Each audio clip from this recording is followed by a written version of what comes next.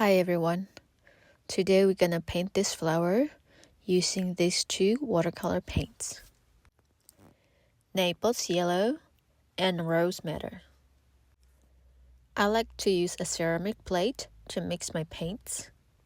So I'm just going to squeeze some of the rose and some of the yellow, and then I'm going to add a bit of water to mix the two colors. On the first layer, we don't need to use a lot of paints. So this much paints is enough, and just add more water into it. For this flower, on the first layer, I'm just going to color all the surface of the flower at once like this. I'm using a normal pencil to sketch this flower so the original sketch wouldn't get wiped out with water. Normally I would use watercolor pencil so the sketch will get dissolved, but not on this one. I will rotate the paper to get a better angle to paint, so I can use the edge of the brush to paint the area near the outlines of the flower. This is the result of the first layer. I'm just going to let it dry before I apply the second layer. Don't forget to wash and dry your brush every time you use them. On the second layer, I add a little bit more paint from the same mixture. And for this one, I use a round pointy brush, which is really good to paint detail as well as large areas. So you basically add a bit more paint on the part of flower that you want it to be darker. And then you can just make the color softer on the edge with a clean brush, meaning just a brush with a bit of water on it. And then you basically repeat the same process on every petal of the flower. I will always keep a photo reference handy by my side when I paint. It's really useful to see the real color of the flower and where do you want to have the contrast. It's also important to decide where the light is coming from, meaning then you will know where is the darker and the lighter color will be.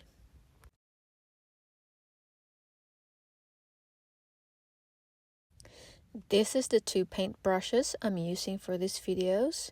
One is the round brush and the other one is the mop brush. On the center part of the flower, which the petals are smaller, I like to use just the edge of the paintbrush, which is good to color small areas. This is the final result of the second layer. What do you think? On the third layer, I would like to add a little bit more paint, the same mixture, but I'm using a really small brush here. It's a round brush. It's just easier to add the details with the small brush. And I'm still using the mop brush to soften the color. And then it's the same. It's basically you repeat the same process, but on this one it will be slightly different on every petals. You can also add the water first on the petal and then add the paint. This will make it easier for you to blend the color or make gradation. If your watercolor paper is absorbing the water really quickly, it means the paint will get dry too quickly. So this method is really good to blend the colors. As you can see here, I add more detail with a small brush just to add the shadow along the side of the petal. This is when the small brush is really useful. And then I will still have the mop brush in hand to soften the color. While I'm waiting the third layer to be fully dried, I like to color the center part of the flower.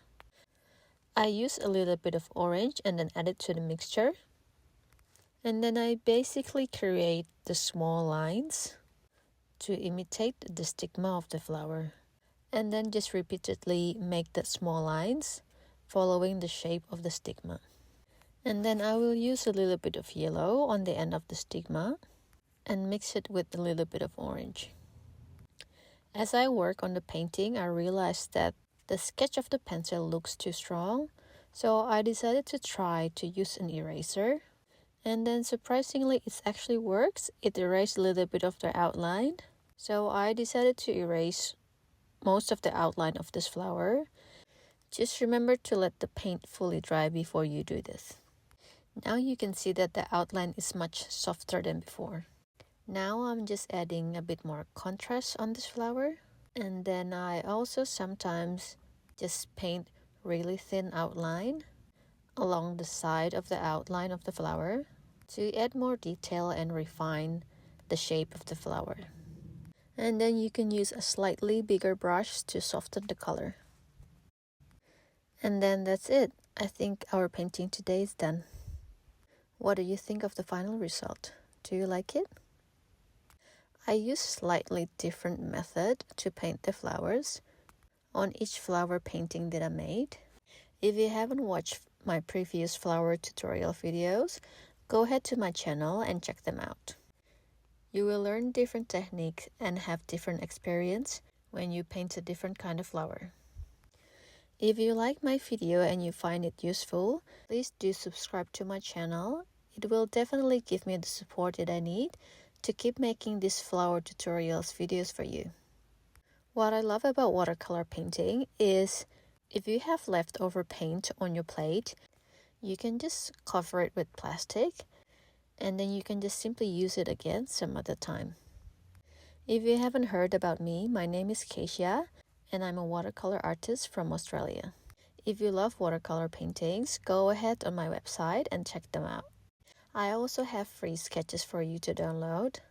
If you just want to get started on learning watercolor and not to worry about making sketches or drawing, you can go onto my website. You can download free sketches like this flower and more. I put up new sketches every time I post a new video. You can download the sketch and print it out directly on the watercolor paper. I also have the end result of the watercolor painting for you to download, and you can use it as a reference, or you can put it up on your screensaver on your phone. Thank you so much for watching this video. Please do try this out at home and let me know how you go. See you next time.